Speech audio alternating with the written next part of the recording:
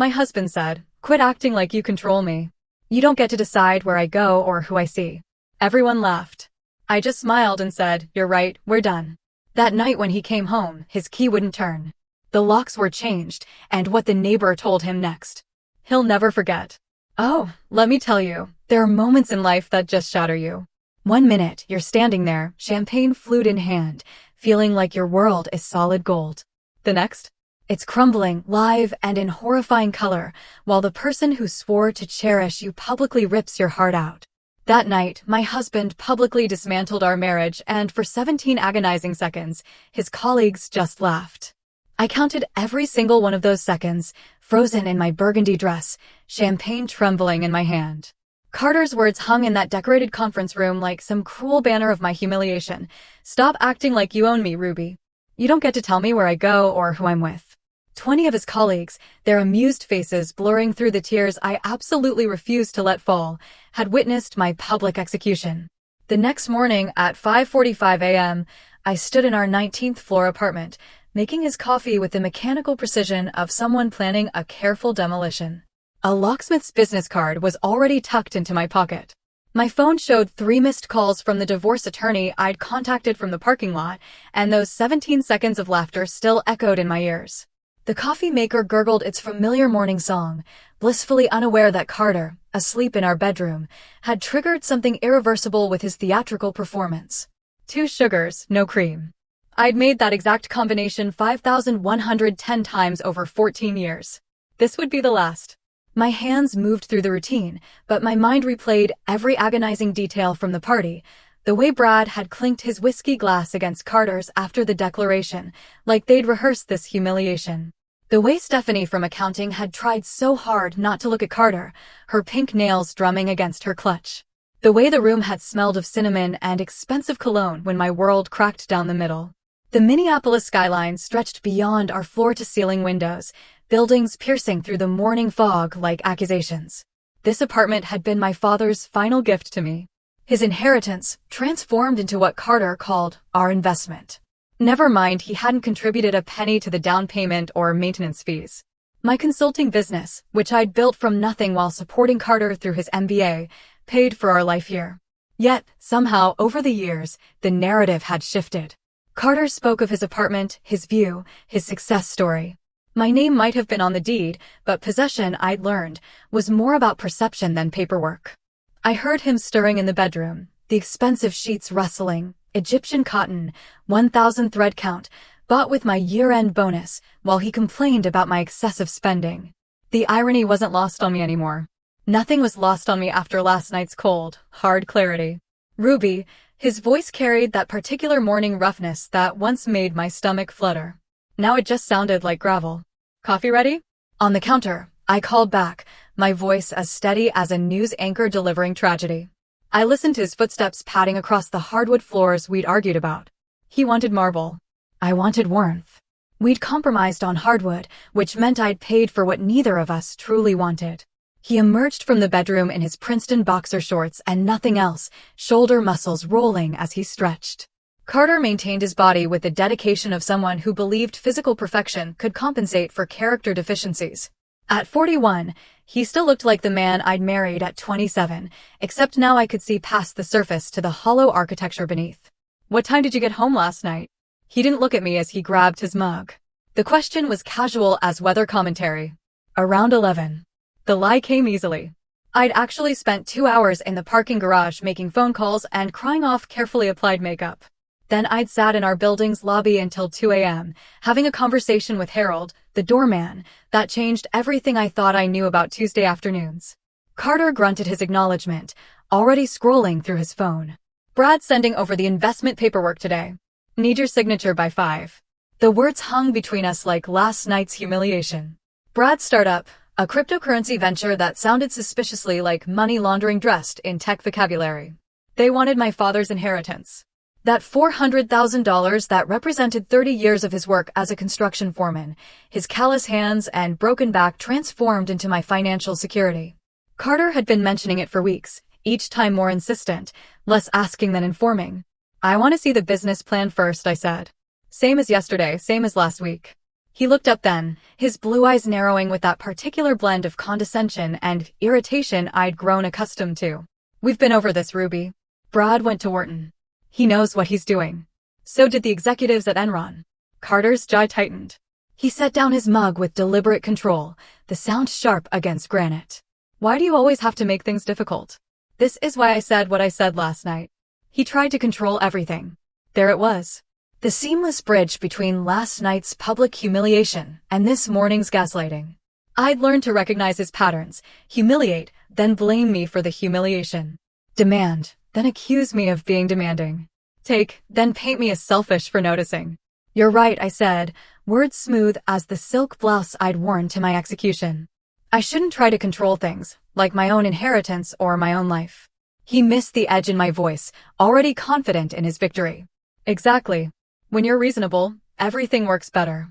He walked over, pressed a kiss to my forehead that felt like a stamp of ownership. Wear that burgundy dress again tonight. There's another party at the Marriott client thing. My stomach turned. The same dress as last night. It looked good on you. Powerful, he said the last word with a smirk, remembering the saleswoman's comment I'd foolishly shared. Besides, these clients weren't at yesterday's party. No one will know it's the same dress. Except I would know. I'd be wearing my humiliation like a uniform, a walking reminder of 17 seconds of laughter. That's when I understood. He wanted me to wear it.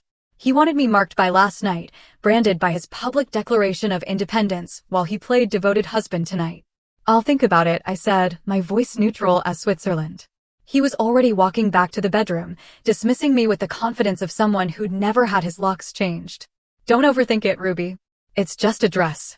But it wasn't just a dress. It was everything. Every small surrender, every swallowed objection. Every time I'd made myself smaller so he could feel bigger.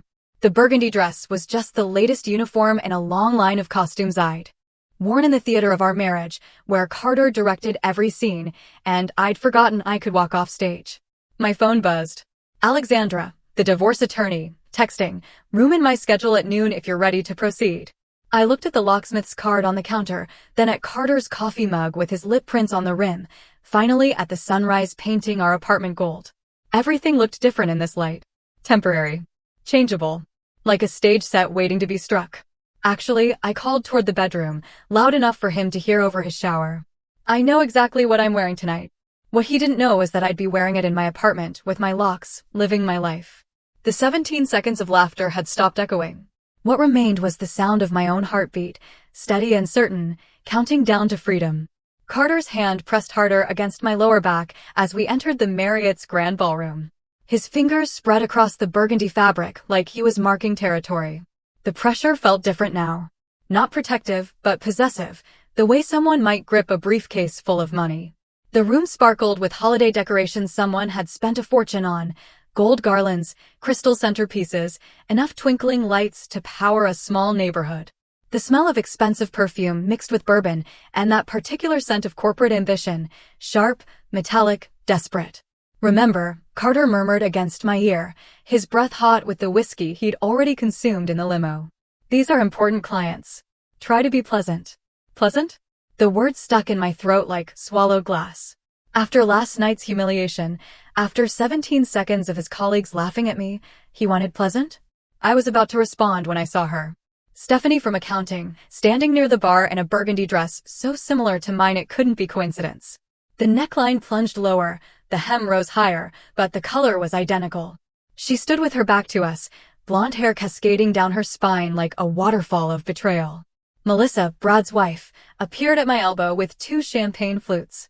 Her eyes darted between Stephanie and me, her face cycling through expressions like a slot machine before landing on pity. Ruby, you look lovely, she said, handing me a glass while obviously struggling not to stare at the matching dresses. Interesting color choice tonight, I said, my voice steady as I watched Carter notice Stephanie. His hand fell from my back instantly, like I'd suddenly become radioactive. His pupils dilated, jaw slackened, and for 3 seconds, he forgot I existed. In those 3 seconds, I saw our entire marriage. Every late meeting. Every Tuesday afternoon. Every text he'd hidden by tilting his phone away. Stephanie turned then, her eyes meeting mine over Carter's shoulder. She had the decency to look uncomfortable, her cheeks flushing as she registered our matching dresses, but she didn't move away. Instead, she lifted her chin slightly. A silent declaration of war disguised as confidence. The diamonds in her ears, new, expensive, familiar, caught the light. They looked exactly like the ones Carter had said were for his mother's birthday last month. "Those are beautiful earrings," I said to Melissa, though my eyes never left Stephanie. Amazing how some women can wear expensive jewelry to work events. Must be nice to have that kind of income. Melissa coughed into her champagne. Brad materialized beside his wife, his face already flushed with alcohol and barely contained excitement. "Carter, ready to make history with this startup? Just need Ruby's signature and we're golden." My signature. My father's money. My inheritance funding their boys' club fantasy, while Carter's mistress stood 10 feet away, wearing my color and his diamonds. The room suddenly felt too hot, too bright, too full of people who saw me as nothing more than a checkbook with legs. "We should discuss the business plan first," I said, my voice cutting through their enthusiasm like cold water. "I haven't seen any documentation, no revenue projections, no market analysis. Nothing but promises and Wharton credentials." Carter's face darkened, that particular shade of red that preceded his worst moments. "Ruby, we've discussed this." "No, you've talked." "I've listened." "There's a difference." I took a sip of champagne, letting the bubbles give me courage. "It's $400,000, Carter." "My father's money." He interrupted, his voice rising enough that nearby conversations paused. "It's our money, Ruby. Or have you forgotten what marriage means?" Brad laughed nervously, trying to diffuse the tension. "Hey, let's not turn business into what?" I asked, turning to face him fully. "Into due diligence? Into protecting assets? Into asking basic questions about where nearly $500,000 is going?" The room had grown quieter. That particular hush that falls when people sense drama brewing. Stephanie had moved closer, pretending to examine a painting on the wall, while obviously eavesdropping. Her perfume, something French and excessive, made my stomach turn. Carter grabbed my elbow, his fingers digging in hard enough to bruise. "You're embarrassing me," he hissed. "I'm embarrassing you?" The laugh that escaped me sounded hollow, brittle. "That's rich, considering last night." His grip tightened. "Last night was nothing. You're being dramatic." 17 seconds, I said quietly. "Your colleagues laughed at me for 17 seconds because you were being controlling." His voice boomed now, all pretense of privacy abandoned. The jazz quartet actually stopped playing, the saxophone cutting off mid-note. "You always do this, Ruby. You act like you own me. Like I can't make a single decision without your permission." The entire room was watching now. 50, maybe 60 people in designer clothes, holding drinks worth more than most people's daily wages, all witnessing round 2 of my public humiliation. Stephanie had turned fully toward us, her expression unreadable, but her body language screaming anticipation. Carter's finger jabbed toward my chest, not quite touching, but close enough to feel aggressive. "Stop acting like you own me, Ruby. You don't get to tell me where I go or who I'm with." There were the same words as last night, but this time with an audience of clients instead of colleagues. This time with his mistress watching. This time with everyone waiting to see if I'd crumble or fight. The champagne flute in my hand trembled slightly as I set it down on the nearest table. The click of glass on marble sounded like a gavel falling. Inside, I was fragmenting into a million pieces. 14 years of marriage, of trying, of making myself smaller so he could feel bigger. All shattering at once. But outside, my hands were steady, my voice clear. "You're right," I said, loud enough for everyone to hear. "We're not together anymore." The silence that followed was complete, absolute, the kind that makes your ears ring. Carter's triumphant expression, because he thought he was winning this public argument, shifted to confusion. His mouth opened, closed, opened again like a fish gasping for air. "What did you just say?" His voice cracked on the last word. "I said, you're right. I don't own you, and you don't own me. We're done." I turned away from his shocked face. From Stephanie's barely concealed satisfaction.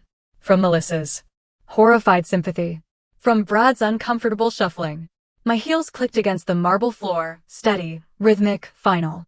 Each step felt like shedding weight, like gravity was loosening its grip. Behind me, I heard Sarah from IT whisper to someone, "Good for her." Then, louder, meant for me to hear, "Good for you, Ruby." I didn't stop walking until I reached my car in the parking garage. The December air bit at my skin, snow beginning to fall in thick, lazy flakes that stuck to my hair, my dress, my shaking hands as I fumbled for my keys. Inside the car, I sat for a moment, letting the silence wrap around me like armor. Then I pulled out my phone and made 3 calls, each one a nail in the coffin of my old life. Alexandra answered on the second ring. "Ruby, it's late. Are you?" "I'm ready," I said. "Can you file papers tomorrow?" Her pause was brief. Then, finally, "I've been waiting years for this call. I'll have everything ready by morning." The second call was to Secure Life Emergency Locksmith. Diana's voice was warm, understanding. "We can have someone there tonight. Changing locks after midnight is our specialty." The third call was to Marcus, my brother, who managed a storage facility. "I need a unit," I said without preamble. "How big?" No questions, no surprise. Just immediate support. Big enough for a man's entire life. "I'll have one ready by midnight." "Ruby, good for you." 3 calls. 3 allies. 3 steps toward freedom. As I drove home through the falling snow, watching the city lights blur through my tears, I realized something. Carter had been right about one thing. I had been trying to control something. I'd been trying to control myself, to make myself fit into the shape of what he needed. Tonight, in front of everyone who mattered to his image, I'd finally let go of that control.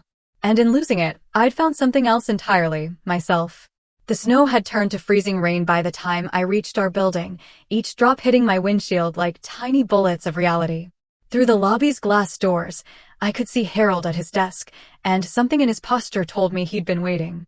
I parked in my designated spot, number 19F, same as our apartment, and sat for a moment, gathering the courage to walk through those doors as a woman about to dismantle her life. Harold stood as I entered, his weathered face carrying an expression I'd never seen before, part relief, part sorrow, like watching someone finally escape a burning building. "Miss Thorne," he said, using my maiden name without my having to ask. "The locksmith called. She's on her way up." I gave her access to the service elevator. He paused, studying my face. I also took the liberty of putting extra boxes in the hallway.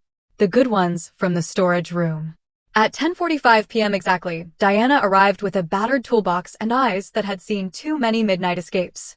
She was perhaps 50, with silver streaking through her dark hair and calluses on her hands that spoke of real work. She didn't offer empty condolences or ask unnecessary questions. Instead, she knelt by our door and ran her fingers along the lock like a doctor examining a patient. "Commercial grade," she said, pulling out her tools. "Good bones, but outdated. Your husband never upgraded the security features, did he?" The question was rhetorical. She was already working, metal singing against metal. Men like that never think anyone would dare lock them out. Makes my job easier. As she worked, her story unfolded in quiet fragments between the sounds of pins clicking and tumblers turning. Her ex had locked her out 17 years ago. Changed the locks while she was at her mother's funeral. Came home to my entire life on the lawn in garbage bags in the rain. She tested the new deadbolt, solid and unforgiving. Learned locksmithing after that. Figured if I couldn't control much else, I could at least control who got through my door. The new keys she handed me were different from the old ones. Heavier, with edges that bit into my palm. "Military grade," she said with satisfaction. "These babies can't be duplicated at some corner shop. You want copies? You come through me." She pulled out a business card. My personal number's on the back. For emergencies. Or just to talk. While Diana packed her tools, I began the systematic archaeology of ending a marriage. Each item of Carter's required examination, classification, preservation. His Harvard MBA diploma, which he'd insisted on hanging in our bedroom for inspiration, went into bubble wrap. I grabbed a Sharpie and wrote on the box, "Educated but not enlightened." The Rolex I'd bought him for our 10th anniversary, 3 months of my consulting fees, went into its original box with a note, "Time's up." My movements were methodical, almost therapeutic. Each labeled box was a small act of revolution. His collection of first-edition business books became unread trophies. The golf clubs he bought with what he called his bonus, but was actually our tax refund, were tagged borrowed dreams. Then, behind his golf bag, my fingers found something that stopped me cold. A pink cashmere scarf, soft and expensive, reeking of Stephanie's perfume. I held it up to the light. This evidence of Tuesday afternoons I'd pretended not to know about. Instead of rage, I felt something closer to relief. Confirmation was its own kind of freedom. I folded it carefully, placed it in its own box, and labeled it, "Tuesday afternoons. Personal property of your accounting department." Harold appeared in my doorway, having used his master key. "I brought a dolly," he said simply, then began loading boxes without being asked. We worked in comfortable silence until he finally spoke, his words careful, but necessary. "Miss Thorne, I need to tell you something." He adjusted a box, not meeting my eyes. "I've worked here 15 years, seen all kinds of people, all kinds of marriages. Your husband, he thinks because he tips well at Christmas, gives me Celtics tickets sometimes, that I'm blind. But I see everything. Every Tuesday when you're at Pilates, that woman from his office comes here, takes the service elevator, stays exactly 90 minutes. The information should have hurt, but it just felt like confirmation of a test I'd already failed." "How long?" I asked. 6 months, maybe 7. Started right after your father's funeral." He finally looked at me, anger flashing in his usually kind eyes. "You deserve better than a man who can't even cheat with dignity. At least have the decency to go to a hotel, not the bed his wife sleeps in." We continued packing, Harold's revelations settling over me like armor. My hands moved faster now, with purpose. The wedding photo on our dresser gave me pause. We looked so young, so certain. I allowed myself exactly 3 minutes to mourn those people, to grieve the couple who'd believed in forever. Then I wrapped it in newspaper and added it to a box labeled fiction. A love story. By 11:30 p.m., the apartment looked like a crime scene where only one person's belongings had been murdered. Every trace of Carter had been boxed, labeled, and moved to the hallway. I sat at my laptop, crafting the email that would serve as both evidence and manifesto. The subject line read, "Transparency and Truth, a necessary update." The email itself was surgical in its precision. I attached the security footage Sarah from IT had secretly sent me, Carter's public humiliation of me at the party, his finger jabbing, his voice carrying over the jazz quartet. The video showed him toasting with Brad afterward, celebrating what he thought was his victory. I added screenshots of credit card statements showing his Tuesday afternoon hotel charges, the ones he thought I didn't know about because he used the emergency card. The recipient list was comprehensive, both sets of parents, his boss, our entire friend circle, his HR department, and, because I was feeling particularly thorough, the company's board of directors email list that Carter had left open on our shared computer. My finger hovered over the schedule send button. 2:30 a.m. seemed right. Late enough that he'd be locked out and drunk. Early enough that people would read it with their morning coffee. Diana had finished installing the new lock mechanism on the door. "All done," she announced, testing the handle one final time. "Your fortress is secure." I walked her to the elevator, Harold following with her tools. As we waited, Diana turned to me with eyes that understood everything without explanation. "The first night's the hardest," she said quietly. "You'll want to undo it all, to go back to the familiar pain. Don't. Tomorrow you'll wake up and realize the air tastes different when you're not suffocating." The elevator arrived and she stepped in with Harold, who was heading back to his desk. "Just before the doors closed," Harold said, "I'll be at my desk all night, Miss Thorne. If you need anything, even just to know someone else is awake." I stood in the hallway, surrounded by the boxes containing Carter's life. My phone in my hand, with the email ready to send. The apartment behind me was mine now. Legally, it always had been, but now it felt true. At exactly 11:45 p.m., I pressed send, watching the confirmation message appear, email scheduled successfully. 15 minutes to midnight. In 2 hours and 45 minutes, Carter would discover his keys didn't work. In 2 hours and 46 minutes, everyone would know why. For now though, I had these 15 minutes of perfect quiet, standing in my hallway with my new keys, heavy and real in my hand. The locks had been changed. The email scheduled. The boxes packed. The midnight operation was complete, and I was finally secure.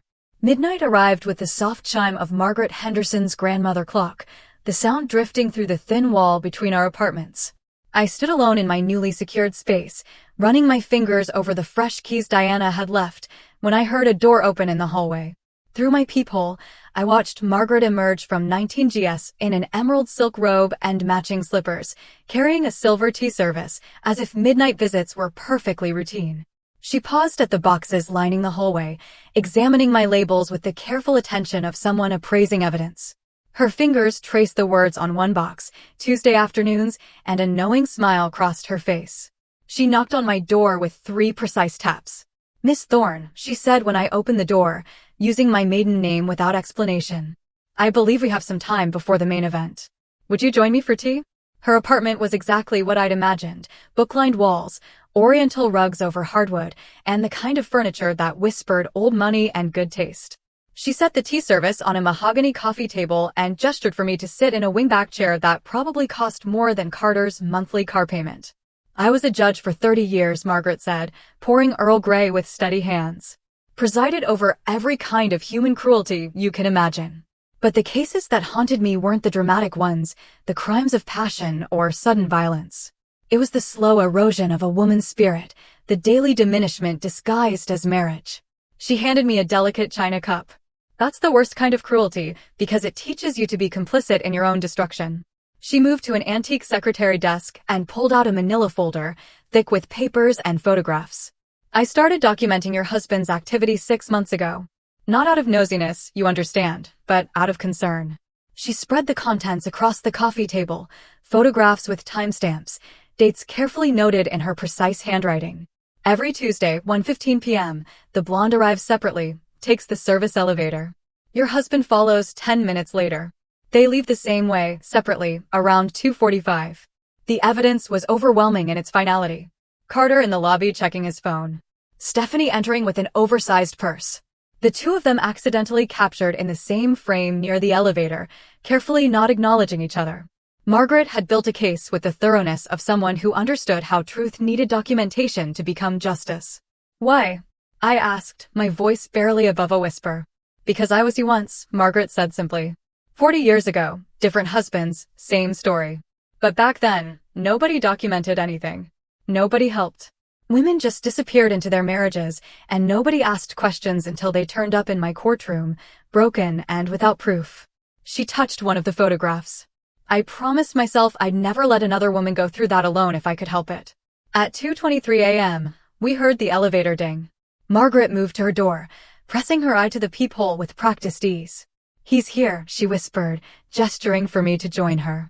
Through the fisheye lens, I watched Carter stumble down the hallway, his gait uneven from alcohol and arrogance.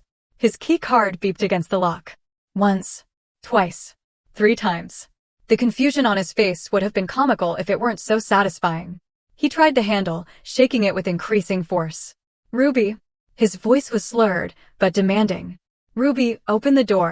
He progressed from confusion to irritation to anger in the span of 30 seconds. This isn't funny. Open the door right now. Margaret looked at me, one eyebrow raised in question. I nodded. She opened her door with theatrical calm, teacup in hand, looking every inch the distinguished retired judge despite the late hour. Mr. Lawson, she said, her voice carrying the authority of 3 decades on the bench. Having trouble? Carter spun toward her, nearly losing his balance. My key, it's not working. How curious, Margaret said, taking a deliberate sip of tea. Though, I suppose it makes sense. Keys generally stop working when one no longer lives somewhere. The color drained from his face as he noticed the boxes lining the hallway, his name on every label. What is this?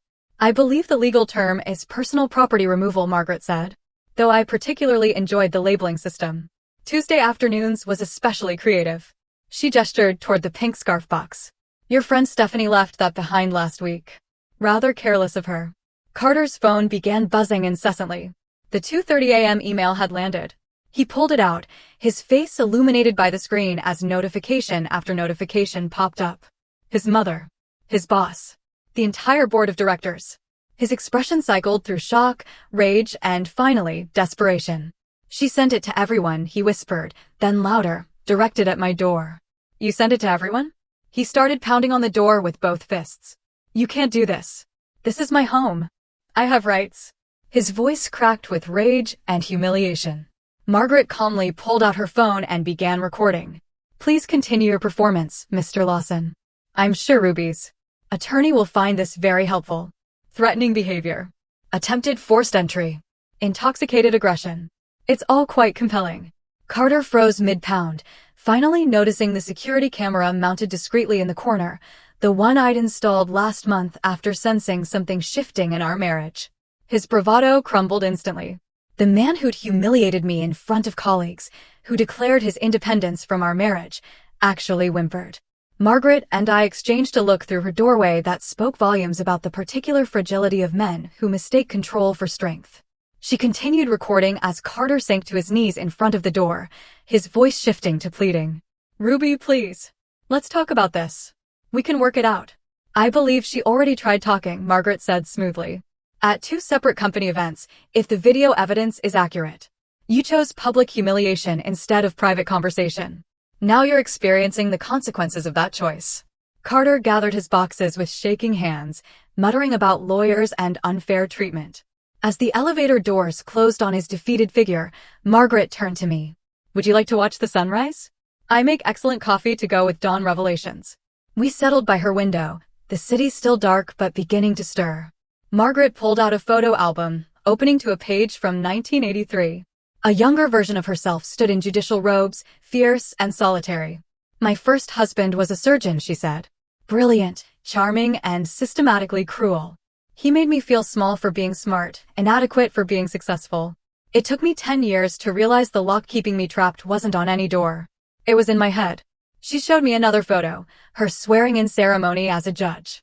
The day after I left him, I felt like I could breathe for the first time in a decade. But it was lonely. Nobody talked about it then. Women just endured or escaped quietly. The sky began to lighten, painting the clouds in shades of pink and gold. Your generation is different, Margaret continued. You document. You share. You refuse to disappear quietly into bad marriages. She raised her coffee cup toward me. To locks that change, both physical and mental. We sat in comfortable silence, 2 women from different generations bound by the same understanding. The city woke around us, and somewhere out there, Carter was discovering that his world had fundamentally shifted while he slept off his arrogance.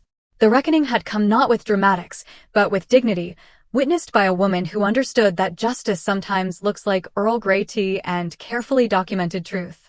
Margaret's coffee had grown cold in my hands as the first rays of sunlight painted Minneapolis in shades of gold and amber. We sat in comfortable silence, 2 women who understood that some victories taste better when shared quietly. Then, at exactly 7 a.m., my phone shattered the peace with a ringtone I designed specifically to avoid, Patricia Lawson, Carter's mother. I looked at Margaret, who nodded encouragingly. Sometimes the most surprising allies come from unexpected places, she said softly. Patricia's voice, usually sharp with disapproval and thick with Connecticut breeding, trembled like autumn leaves. Ruby, I've seen the email, the video, everything. A pause so long I thought the connection had dropped. What has my son done? For 14 years, this woman had treated me like the help who'd somehow tricked her precious Carter into marriage. She'd made comments about my father's blue-collar background, suggested I take etiquette classes, and once told her garden club friends that Carter had married down for love. Poor thing. Now, her voice carried something I'd never heard before, shame. He did exactly what you raised him to believe he could do, I said, surprising myself with the steadiness in my voice. Take what he wanted without consequences. The sharp intake of breath on the other end might have been a sob. I raised him better than this. His father would be appalled. His father was having an affair with his secretary when he died, Patricia. Carter learned from the best. The silence stretched between us, years of pretense crumbling in seconds. When she finally spoke again, her voice was smaller, older. I suspected. But I could never face it. Just like I couldn't face what Carter was becoming.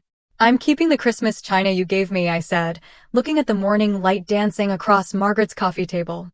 It's the only thing from your family worth holding on to. Another pause, heavy with unspoken acknowledgments. Keep it all, dear, she whispered.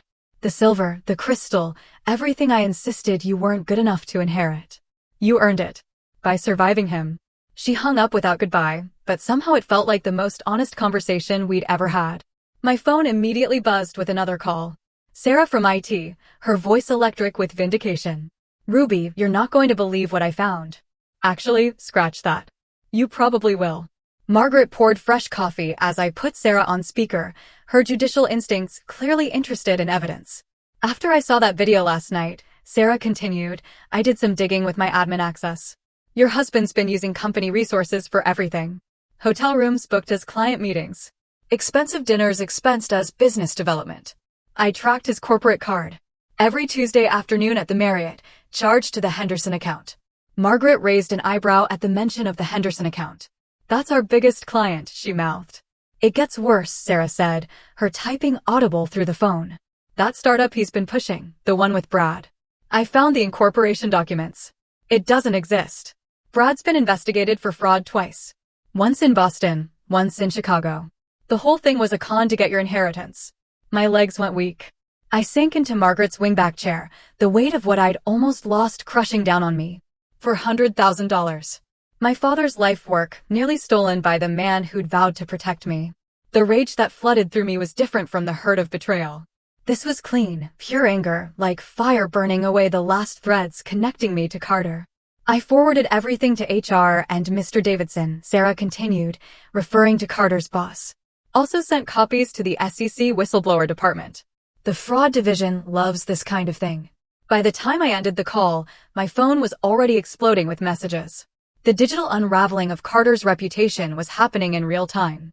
Each text a thread pulled from his carefully woven image. Jennifer from legal, we never liked how he talked about you. Like you were an accessory he'd purchased. Tom from sales, that video was brutal. You handled it with more class than he deserved. Even Brad's wife, Melissa, I'm leaving him too. Found out about the fraud investigation. You inspired me to stop ignoring red flags. But the message that stopped me cold came from Mr. Davidson himself. Miss Thorne, I apologize for our company culture that enabled this behavior. Mr. Lawson's employment is under review pending investigation of expense fraud. Would you consider consulting for us? We could use someone with your dignity and strategic thinking. Please call at your convenience. I screenshot everything, creating my own evidence folder. Alexandra would want documentation of the complete collapse. At 10 a.m., Harold called from the lobby. Miss Thorne, there's a flower delivery here. 3 dozen roses. I've refused them as you requested, but the delivery guy says they're paid for and he can't take them back. Donate them to the hospital, I said. Tell them they're from an anonymous donor who's celebrating freedom. With pleasure, Harold replied. Also, there's a young man here who says he's Mr. Lawson's brother. Should I send him away? Denny. Carter's younger brother, the one who just finished law school. Send him up, I said, curious what Carter had promised him.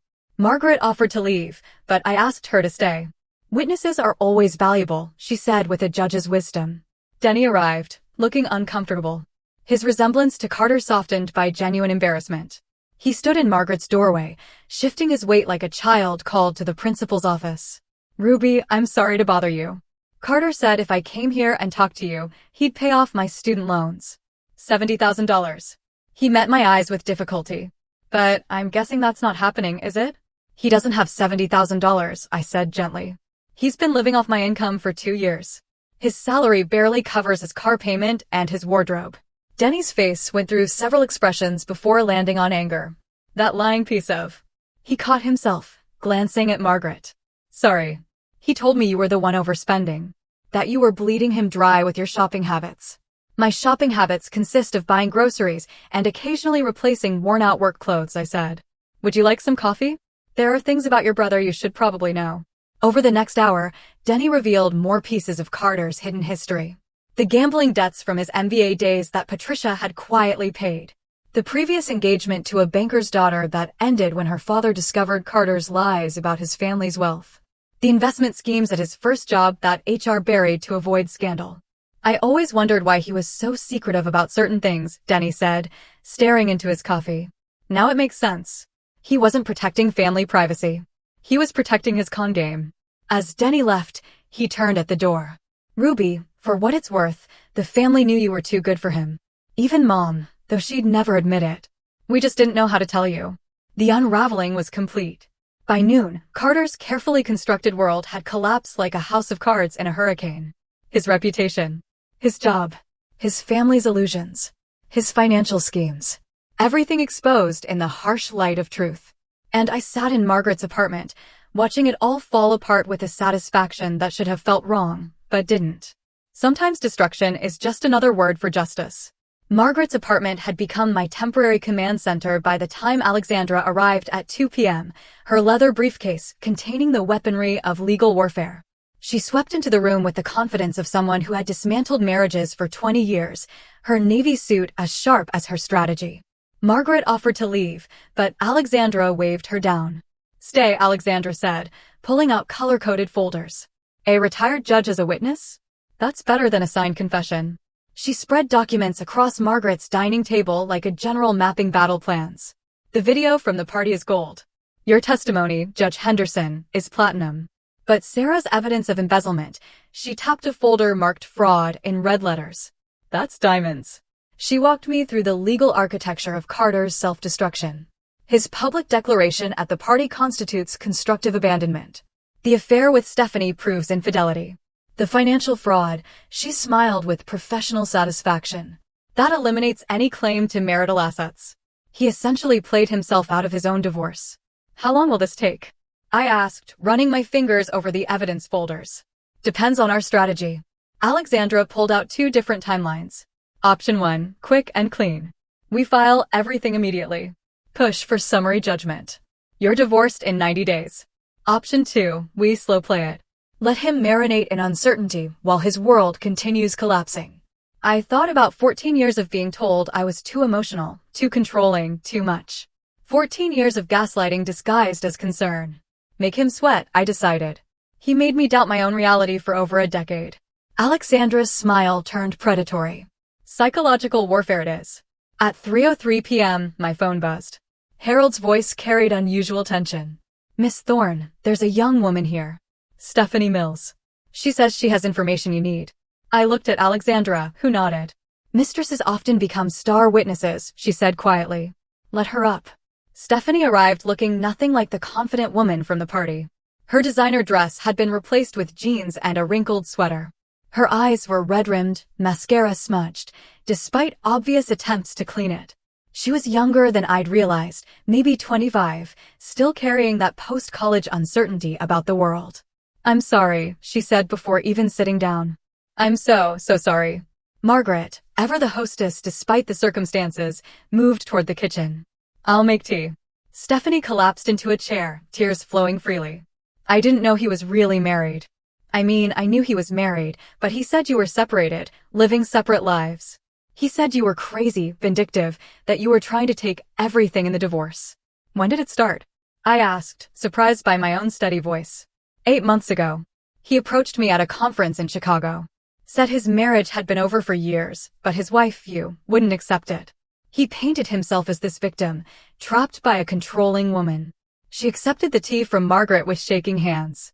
He was so convincing. He showed me around your apartment like he owned it.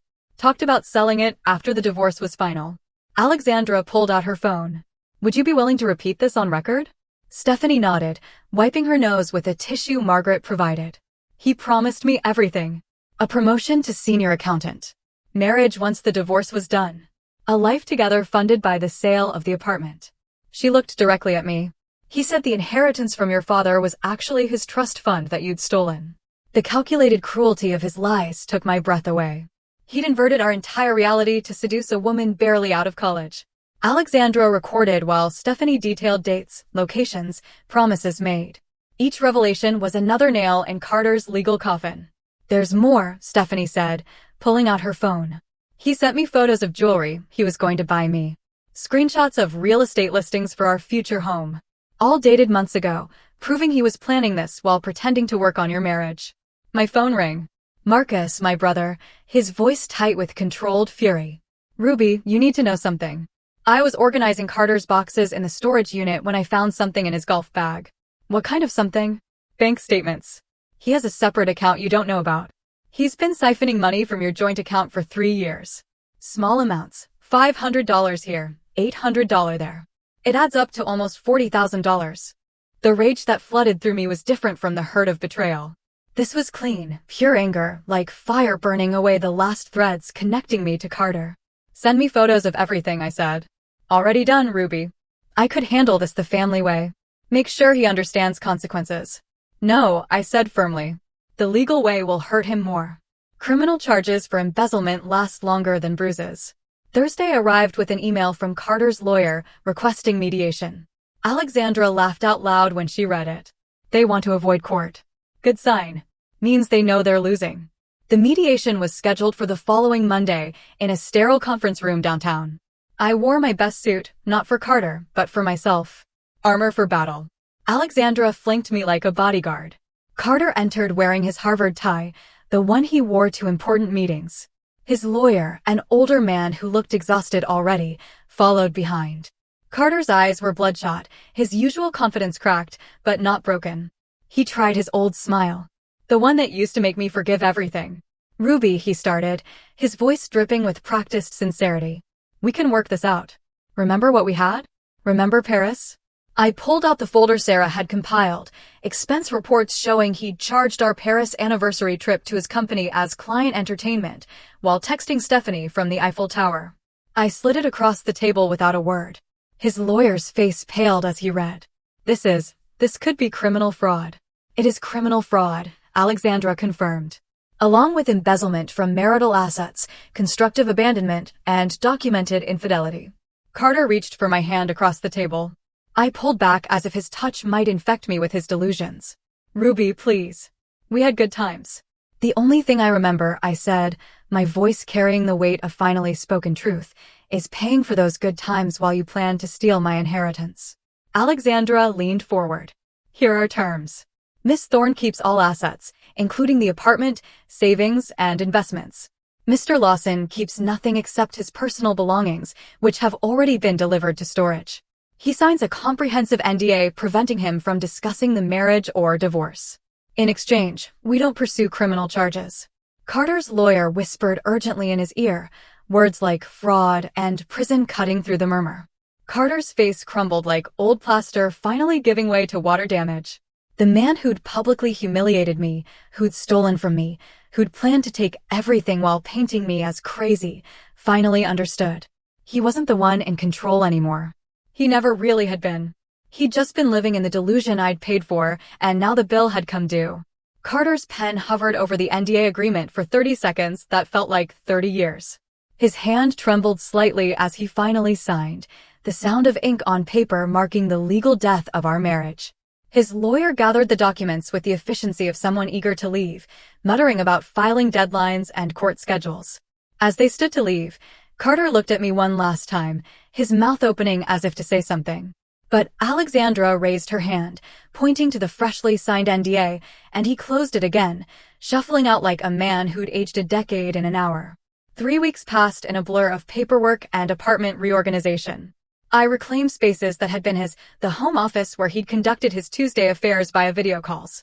The walk-in closet that now held only my clothes, spread out luxuriously. Margaret checked in daily, bringing tea and wisdom in equal measure. The building's residents had shifted from treating me as Carter's wife to Ruby Thorne, the woman who changed her own locks. The story had become building legend. New Year's Eve arrived with a snowstorm, and an invitation slipped under my door. The building's annual rooftop party, handwritten by Margaret herself. You need to be seen thriving. It's not about him anymore. It's about you. I almost declined. The thought of facing a room full of people who'd witnessed my public humiliation felt overwhelming. But Margaret appeared at my door at 7 p.m., holding a jewelry box. These were my late husband's cufflinks, she said, opening it to reveal diamonds that caught the light like trapped stars. I had them made into earrings after he passed. He was a real man, the kind who supported his wife's success instead of stealing it. She fastened them to my ears with gentle fingers. Wear them tonight. Let them remind you what actual partnership looked like. My dress choice was deliberate. Not the burgundy of humiliation or the black of mourning, but fire engine red. The kind of red that announces arrival, demands attention, declares war and victory simultaneously. When I looked in the mirror, I saw someone I hadn't seen in 14 years. Not Carter's wife or anyone's victim, but Ruby Thorne, 41 years old and finally, fully alive. The rooftop venue sparkled with string lights and heat lamps fighting against the December cold. The moment I stepped off the elevator, conversations stuttered to a stop. Not the uncomfortable silence of scandal, but something else. Recognition, perhaps. Respect. Harold, dressed in his formal uniform, announced with unusual volume, Ms. Ruby Thorne. The emphasis on my name was deliberate. Each syllable a declaration. The applause started with Margaret, of course, but spread through the crowd like wildfire. Dr. Kim from 12B raised her glass. The Johnsons from 8C nodded approvingly. Even the 20-somethings, who usually ignored everyone over 30, were clapping. It took me a moment to understand. They weren't applauding my divorce or my drama. They were applauding my courage, the simple act of refusing to disappear quietly. I was 2 glasses of champagne into actual enjoyment when the elevator dinged at 10:47 p.m. The universe, it seemed, had a sense of dramatic timing. Carter stepped out with Stephanie on his arm, his chin raised in that way that meant he was pretending confidence. He wore his most expensive suit, the one I'd bought him for our 10th anniversary. Stephanie wore black, looking like she'd rather be anywhere else on Earth. The room's energy shifted immediately, but not in the way Carter had calculated. Conversations didn't stop. They deliberately continued, voices perhaps a bit louder, backs turning with synchronized precision. When he approached the bar, the bartender suddenly needed to check inventory in the back room. When he tried to join a group near the windows, they dispersed like smoke, reforming elsewhere. Stephanie's face cycled through mortification to understanding to shame. She wasn't his new girlfriend being introduced to society. She was a prop in his revenge fantasy, and everyone knew it. When she caught my eye across the room, her expression crumbled. This wasn't what he'd promised her. Carter, red-faced and desperate, made a beeline for me, but Harold materialized from nowhere, joined by two other doormen I'd never seen work an event before. They formed a subtle but unmistakable wall. "Sir," Harold said, his voice carrying across the now quiet rooftop. "You're not on the resident list. I'll have to ask you to leave unless a current resident vouches for you." The silence that followed was complete. 60 people, residents who'd lived here for years, who'd shared elevators and small talk. With Carter, who'd attended his 4th of July parties. Not one person moved. Not one voice spoke up. The rejection was total, devastating in its anonymity. Carter's face went from red to purple. "This is ridiculous." "I lived here for lived," Margaret interrupted, approaching with the authority of her former profession. Past tense. The building's quite particular about security these days. At exactly midnight, as if orchestrated by fate, Margaret took the microphone for the traditional New Year's toast. The crowd turned toward her, effectively giving Carter their backs. She raised her champagne, diamonds glittering at her wrist, and spoke with the clarity of judgment. "To new beginnings," she started, her eyes finding mine across the crowd. "To women who realize their worth after years of being told they have none. To men who learn that consequences, like karma, always come due." She paused, taking a deliberate sip. "And to Miss Ruby Thorne, who reminded us all that sometimes the best renovation you can do to a home is removing the trash." The laughter that erupted wasn't cruel. It was cathartic, a collective release of tension. Glasses raised toward me from every direction. Someone started clapping again, and this time it sustained, growing into something that felt like vindication. Carter's composure finally shattered completely. "This is a conspiracy. You've all been turned against me. This is illegal." But Margaret wasn't finished. She looked directly at him, as if just noticing his presence. "Oh, Mr. Lawson, you're still here? How embarrassing for you." That's when Stephanie broke. She pulled away from Carter's arm, walked directly to me through the crowd that parted like water. "I'm sorry," she whispered, tears streaming. "I was an idiot. He played me just like—" She stopped, shaking her head. "I'm just sorry." She headed for the elevator without looking back. Carter, now alone and surrounded by people who'd collectively decided he didn't exist, began what could only be described as a meltdown. Sarah from IT had her phone out, recording with the steady hand of someone documenting history. He ranted about conspiracy, about his rights, about how we'd all ruined his life. "You ruined your own life," Margaret said calmly, her microphone still on. "Ruby just stopped being your cleanup crew." That's when building security arrived. Not the friendly doormen, but actual security, the kind they kept for real problems. As they flanked Carter, he made one last desperate proclamation. "I'll destroy you in court, Ruby. You'll get nothing." Alexandra, who'd been quietly sipping champagne in the corner, laughed loud enough for everyone to hear. "With what money? Your assets are frozen pending fraud investigation. Your job is gone. Your mistress just publicly dumped you. Even your mother took Ruby's side." She raised her glass mockingly. "Happy New Year, Carter." As security escorted him out, the crowd turned back to me. Not with pity or awkwardness, but with something that felt like solidarity. Dr. Kim clinked her glass against mine. "Best party we've had in years," she said with a wink. The countdown to midnight began again. Margaret had actually paused it for the drama. As the numbers decreased and the ball dropped on the screen, I stood surrounded by neighbors who'd become witnesses who'd become allies. The new year arrived with cheers and champagne, and for the first time in 14 years, I celebrated without wondering what mood Carter would be in tomorrow. The fireworks faded into smoke against the Minneapolis skyline as the rooftop party continued around me, but I felt myself existing in a bubble of perfect clarity. Margaret squeezed my hand once before releasing it, her eyes carrying the satisfaction of justice served. The new year had arrived, and with it the strange sensation of being completely unanchored from my old life, not drifting, but finally free to choose my own direction. January dissolved into February, then March, each day building toward the final legal confrontation. The courthouse in downtown Minneapolis stood like a monument to other people's endings, but for me, it represented a beginning. The same building where Margaret had once presided over countless divorces would now host mine. The morning of June 15th arrived gray and humid, the kind of weather that makes everything feel heavy except my heart. Carter appeared diminished in every way. His suit clearly borrowed, hanging loose on shoulders that had lost their arrogant set. His lawyer, a public defender who looked exhausted before proceedings even began, shuffled papers with the resignation of someone who knew this was just procedure. The embezzlement charges hovering over Carter's head removed any possibility of contest. He couldn't fight without risking criminal prosecution. The judge, a woman about Margaret's age with similar sharp eyes, reviewed the documents with efficiency. "Mr. Lawson, do you contest any of the terms set forth in this dissolution?" "No, Your Honor." His voice cracked on the honorific.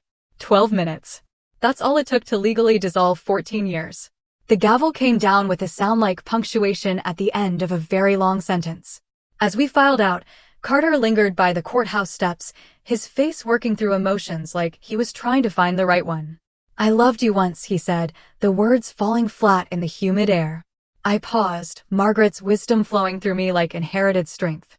"No," I replied. "You loved what I provided. The stability, the money, the cover for your inadequacies.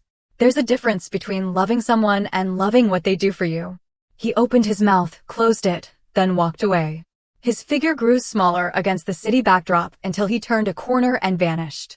I knew with absolute certainty I would never see him again, and the thought brought only peace, clean and complete, like the click of a well-oiled lock.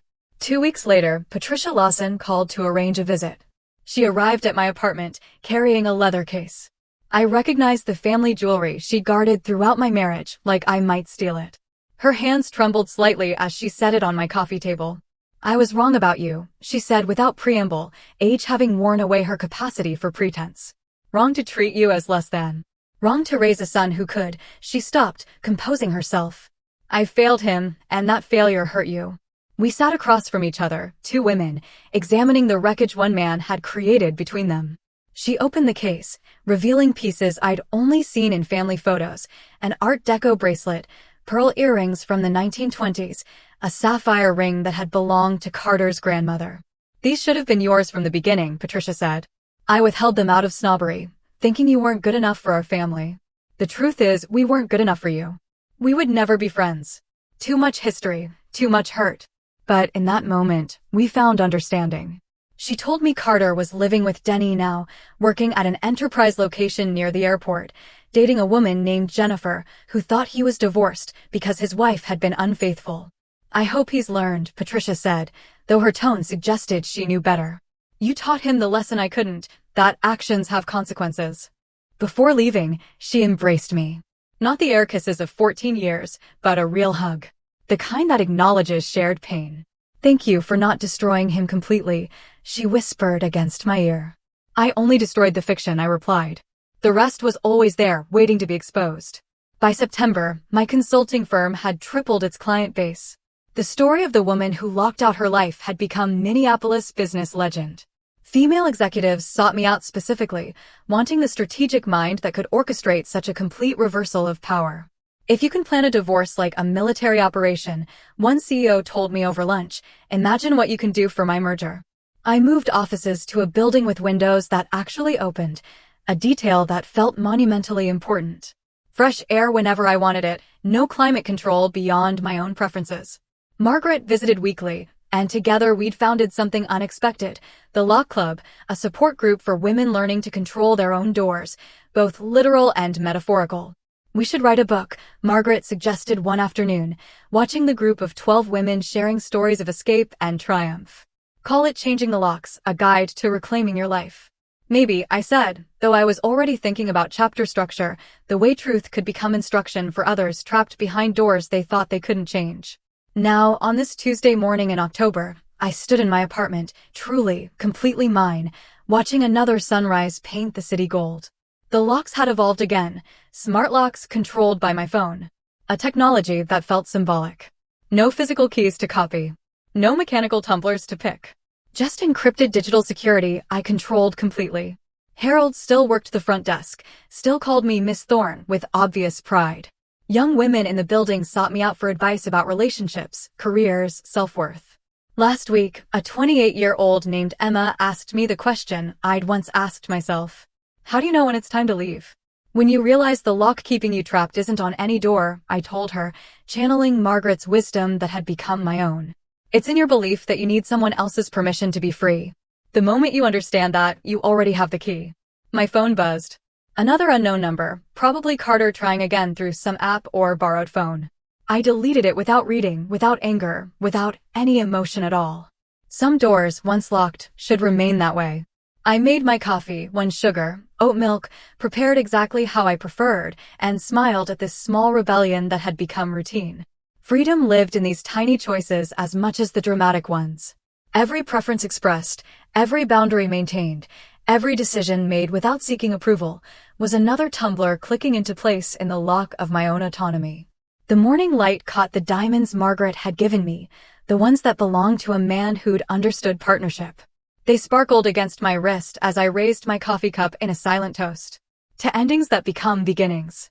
To locks that protect instead of trap. To the woman I'd become by refusing to remain who I was expected to be. The lock that changed everything wasn't just on my door. It was the one I'd finally installed in my own heart, securing my worth from anyone who might try to diminish it again. And that lock, that one would never be changed.